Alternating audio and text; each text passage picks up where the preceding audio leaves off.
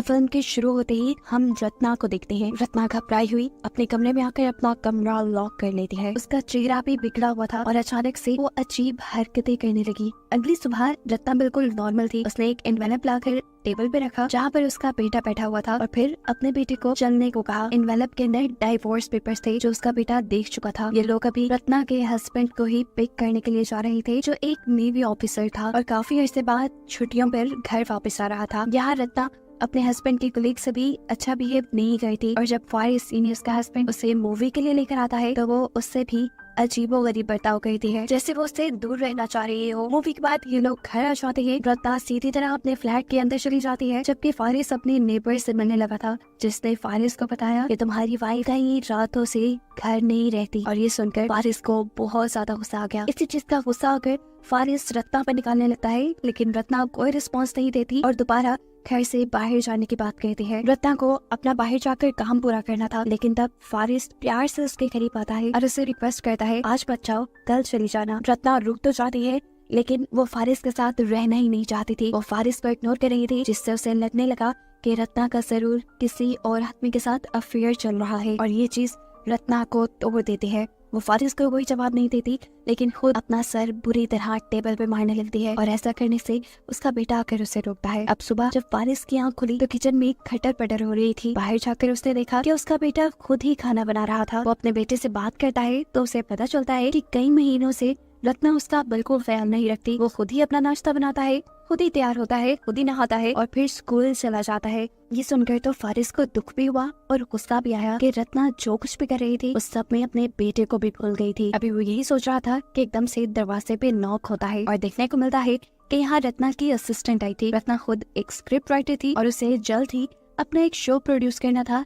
जिसके लिए वो काफी दिन से बिजी थी। और रत्ना के ये कहने पर उसकी असिस्टेंट उसके बेटे बुद्धि को स्कूल छोड़ने भी चाहती थी और स्कूल से लेकर भी आती थी। ये लड़की फारिस को ये भी बताती है कि रत्ना पिछले 3 महीने से एक होटल में जाकर काम कर रही है क्योंकि उसे सुकून की जरूरत थी। तो फारिस जवाब में कहता है सुकून तो उसके घर पर भी था, घर पर भी कोई नहीं होता। फारिस इस लड़की से रत्ना के होटल का पता पूछता है तो ये लड़की बताती है मैं खास नहीं जानती, वो हमारे डायरेक्टर ने उसे बुक करवा के दिया है। खैर ये लड़की अब रत्ना के बेटे को यहाँ से लेकर चली जाती है और इतने में ही फारिस का नेबर उनके घर आ जाता है। इस मर्तबा वो एक नई खबर लेकर आया था। वो फारिस से कहता है मुझे लगता है रत्ना के ऊपर किसी डीमन का असर है और ये बात मैं श्योरिटी से कह सकता हूँ क्योंकि मैंने उसके पीछे किसी डीमन को चलते हुए देखा है। फारिस को इन सारी चीजों पे बिल्कुल यकीन नहीं था। तब टोनी जवाब में कहता है देखो मैंने रिसर्च की हुई है, ये बुक तुम भी रखो, तुम भी इसे पढ़ना। अगर इसमें लिखे हुए साइंस तुम्हें अपने घर पे मिलने लगे तो समझ जाना कि रत्ना किसी मुश्किल में है और तुम उसे एग्जॉर्सिज्म करके बचा सकते हो। बुक में कुछ ऐसा लिखा था कि अगर फैमिली के किसी भी मेंबर के साथ वो डीमन होगा तो उसके बाकी फैमिली मेंबर्स को घर पर बेफजूल खून के धब्बे नजर आएंगे।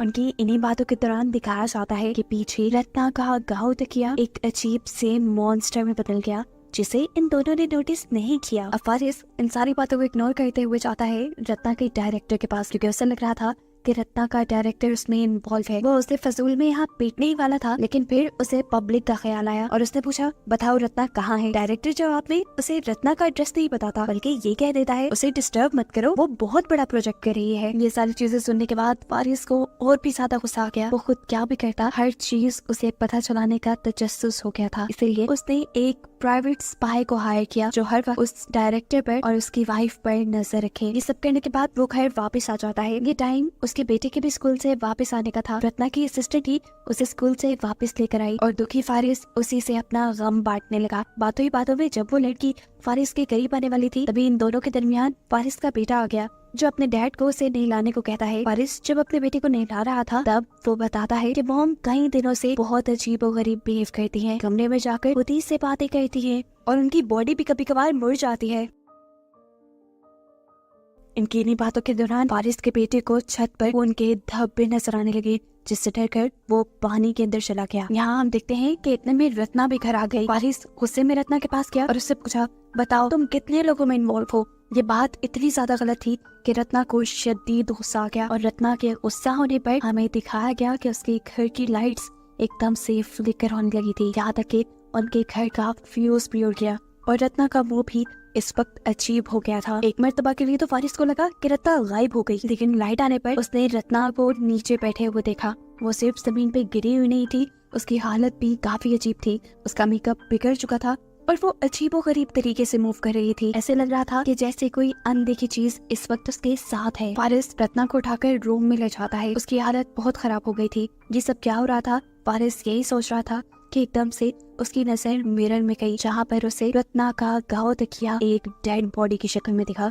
आधी रात गुजर जाती है और आधी रात में रत्ना को दोबारा से वही अटैक आता है जिसमें वो अजीबोगरीब बिहेव कर रही थी और उसने अपना गाँव तकिया ऊपर रखा हुआ था। ये देखकर फारिस उसके ऊपर से गाँव तकिया उठाकर साइड पे फेंक देता है, जिसके बाद रत्ना की हालत ठीक हो जाती है। इतने में ही हम देखते हैं कि फारिस को किसी का फोन आया। ये उसी स्पाई की कॉल थी जिसने फारिस को बताया कि वो डायरेक्टर तुम्हारी वाइफ में इन्वॉल्व नहीं है, क्योंकि वो सारी इन्वेस्टिगेशन कर चुका था। कॉल के बाद जैसे ही फारिस रूम में आया तो रत्ना दोबारा ही उसे पोसेस हालत में मिली। उसके बाल उसके मुंह पे आए हुए थे और वो अजीबोगरीब काम कर रही थी। लाइट्स एक और बार फ्लिकर हुई और फिर जब वो लाइट्स बंद होकर ऑन हुई तो रत्ना घर से गायब हो चुकी थी। फारिस को इस मर्तबा भी कुछ चीजें अजीब नहीं लगी। उसका शक अभी भी डायरेक्टर पे जा रहा था, इसलिए उसने दोबारा स्पाई को कॉल की और डायरेक्टर के होटल का एड्रेस पूछते हुए उसके होटल में चला गया। वो जब लिफ्ट में था तो उसे यहाँ पे एक ओल्ड लेडी मिली जो उसे ये कहती है कि वो आने वाला है, जो कहने के बाद वो भी गायब हो जाती है। फिर उसने जाते ही डायरेक्टर पर गन पॉइंट कर दी, लेकिन फिर उसे पता चला कि उसके रूम में तो कोई भी नहीं था। वो घर वापस आया तो उसने देखा कि उसका बेटा बहुत ज्यादा डरा हुआ है, क्योंकि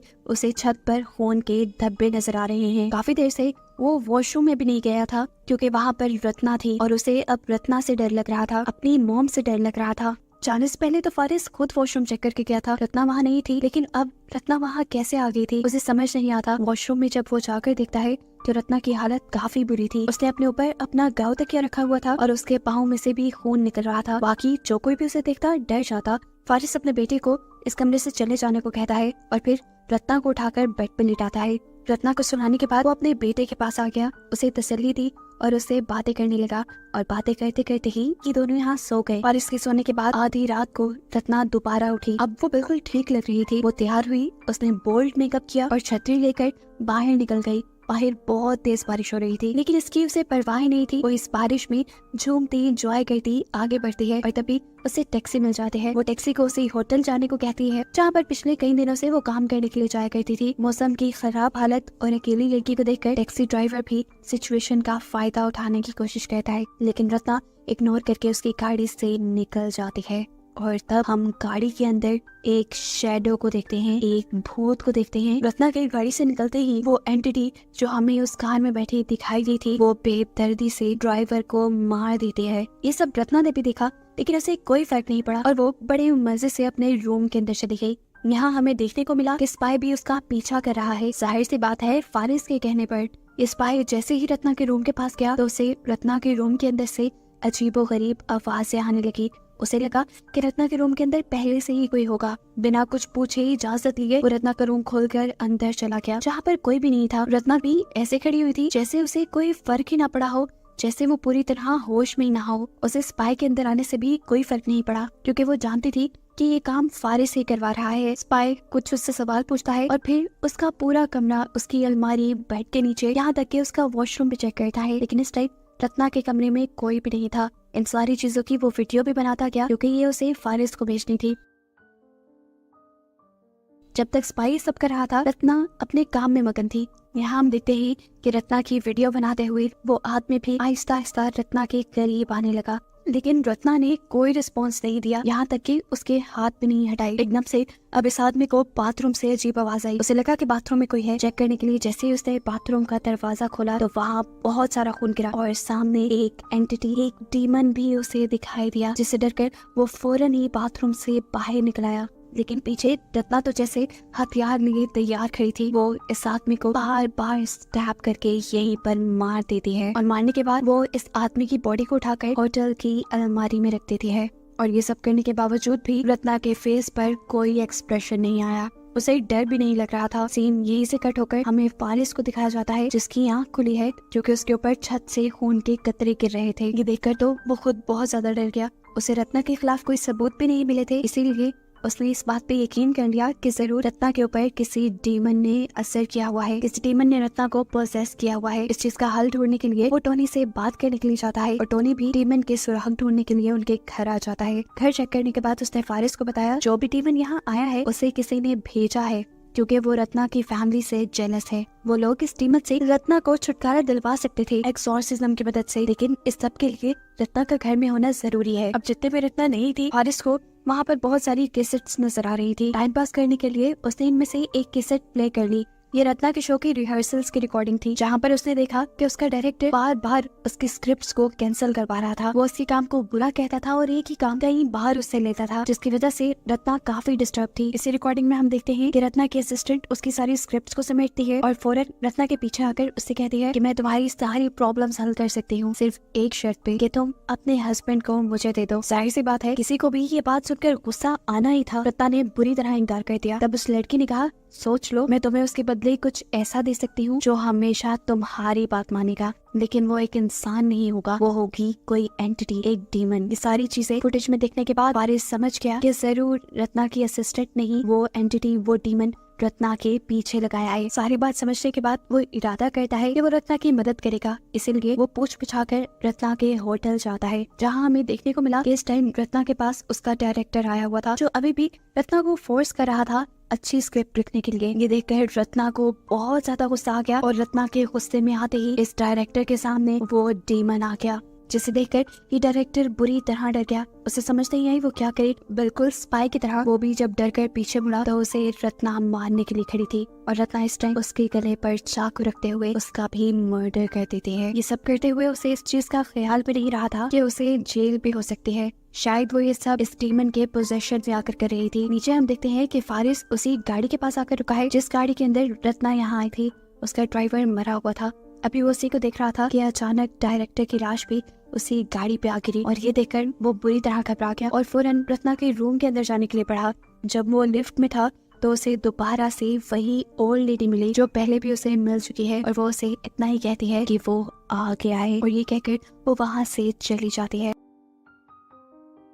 इसको भी इग्नोर करते हुए फारिस रत्ना के रूम में जाता है, जहाँ रत्ना उसी गांव तकिए के साथ अजीब सी पोजीशन में लेटी हुई थी, ऐसे जैसे उन दोनों ने एक साथ वक्त गुजारा हो। रत्ना की हालत इस वक्त भी काफी अजीब थी, इसलिए फारिस उसे लेकर घर आ गया। उसे रत्ना पर तरस आ रहा था। उसे लग रहा था कि जरूर डायरेक्टर ने रत्ना के साथ कोई ज्यादती करती है, इसीलिए रत्ना ने उसे मारा। वो रत्ना को नहलाता है, उसके बाल बनाता है और उससे कहता है, देखो रत्ना, कुछ नहीं हुआ, जो हो गया उसे भूल जाओ, हम दोनों एक नई शुरुआत करेंगे। ये कहकर वो दोबारा रत्ना के करीब आने लगा, लेकिन रत्ना उसके करीब आने से बिल्कुल भी कंफर्टेबल फील नहीं कर रही थी। वो अब एकदम से फारिस को अपने से दूर करके भागकर किचन में चली जाती है। फारिस पे भागता हुआ उसके पीछे आता है, लेकिन तब तक रत्ना ने एक चाकू उठा लिया था, जिसे वो फारिस पे पॉइंट करते हुए कहती है, दूर रहो मुझसे, मुझे तुम्हारे साथ नहीं रहना, मैं उसी के साथ खुश हूँ जो मेरी बात मानता है। यानी रत्ना डीमन के साथ खुश थी। यहाँ जब फारिस दोबारा उसके करीब आने लगा तो उसे पता चल गया कि वो फारिस से इतनी आसानी से छुटकारा नहीं पा सकती, इसीलिए वो अपने आप को ही मारने की कोशिश करती है, लेकिन फारिस उसे भी बचा लेता है। इसके बाद हम देखते हैं कि रत्ना बेहोश हो चुकी थी। फारिस उसे घर पर लिटाकर जल्दी से टॉनी को घर लेकर आता है ताकि वो उसका एक्सॉर्सिज्म कर सके। टॉनी भी घर में बहुत सारी कैंडल्स जलाकर रत्ना के हाथ पांव को बेड से बांध देता है, लेकिन इस सब के बाद उसे क्या करना था ये वो नहीं जानता था और कंफ्यूजन उसके मुंह पे साफ नजर आ रही थी। एकदम से अब वो खुद से एक बात बनाता है और फारिस से कहता है कि मुझे रत्ना की पूरी बॉडी को अच्छे से चेक करना होगा, तुम बाहर चले जाओ। इस बात से साफ जाहिर था कि वो भी रत्ना का फायदा उठाना चाहता था। यहाँ दिखाया जाता है कि बुद्धि अब स्कूल से वापस आ चुका था। उसे स्कूल से रत्ना की असिस्टेंट ने ही पिक किया था, जो इस टाइम घर आते ही घर का अजीब सा माहौल देखकर फौरन यहाँ से भागने की कोशिश करती है, लेकिन फारिस उसे पकड़ लेता है। वो उससे कहता है, मैं जानता हूँ ये सब तुमने किया है, तुमने भेजा है ना रत्ना के पास डीमन, तुम रत्ना को आजाद करो, चाहे मुझे ले लो। उसका मतलब था कि ये लड़की जो फारिस को किसी भी हालत में पाना चाहती थी, फारिस अब उसके साथ रहेगा। लेकिन फारिस ये सब मुंह से बोल रहा था, दिल में ऐसी बात उसकी नहीं थी। वो अभी भी रत्ना को आजाद करने के लिए ही नहीं बोल रहा था, वो सिर्फ अपनी फीलिंग्स के लिए ये सब कह रहा था और उसकी फीलिंग्स उस डीमन ने सुन ली और एकदम से वो फारिस को साइड पे गिराते हुए रत्ना के असिस्टेंट के पास आ गया और फिर उसकी बॉडी के अंदर चला गया। उसे पोसेस करते हुए डीमन ने फारिस के ऊपर हमला कर दिया, लेकिन फिर उसने फारिस को नहीं मारा क्योंकि वो तो रत्ना के अकॉर्डिंग काम करता था और रत्ना नहीं चाहती थी कि डीमन फारिस को मारे, इसीलिए डीमन इस लड़की की ही बॉडी के साथ घर से बाहर चला गया और अजीबोगरीब हरकतें करने लगा। अब फारिस जब वापस रूम के अंदर आया तो उसने देखा कि टोनी उसकी वाइफ के साथ जबरदस्ती करने की कोशिश कर रहा था और ये देखकर उसे गुस्सा आ गया। इससे पहले कि वो टोनी के साथ कुछ करता, इस रूम का सारा फर्नीचर हवा में लटक जाता है और यहाँ की लाइट्स भी चली जाती हैं। टोनी इसी मौके का फायदा उठाते हुए फारिस को मारने की कोशिश करता है, क्योंकि वो जानता था कि अगर उसने फारिस को न मारा तो फारिस उसे मार देगा। अब ठीक उसी टाइम पर जब वो फारिस को मारने वाला था, डेमन ने उसी को पोसेस कर लिया। ऐसी हालत में टोनी खुद अपना सर दीवार से मार मार कर मर गया। और यहाँ रेलवे स्टेशन पे रत्ना की असिस्टेंट भी अपना सर नीचे मार मार कर मर गई। सीन कट होकर दोबारा हमें फारिस का घर दिखाया जाता है, जहाँ दीवारों पे, छत पे, फ्लोर पे हर जगह खून फैलने लगा था। और ये देखकर फारिस भी डर गया। हाथ में गन लिए उसने तेजी से अपने बेटे का दरवाजा खटखटाया ताकि वो अपने बेटे को लेकर यहाँ से भाग जाए, लेकिन दरवाजा ना खुलने पर मजबूरन उसे रत्ना के रूम में जाना पड़ा, जहाँ जाकर उसने देखा कि रत्ना अपने गाँव तकिए के साथ टाइम स्पेंड कर रही थी। असल में गाँव तकिए के अंदर इस वक्त डेमन था और वो डेमन के साथ इंटीमेट हो रही थी। ये देखकर फारिस के भी होश उड़ गए। उसे समझ नहीं आई कि उसने देखा क्या है।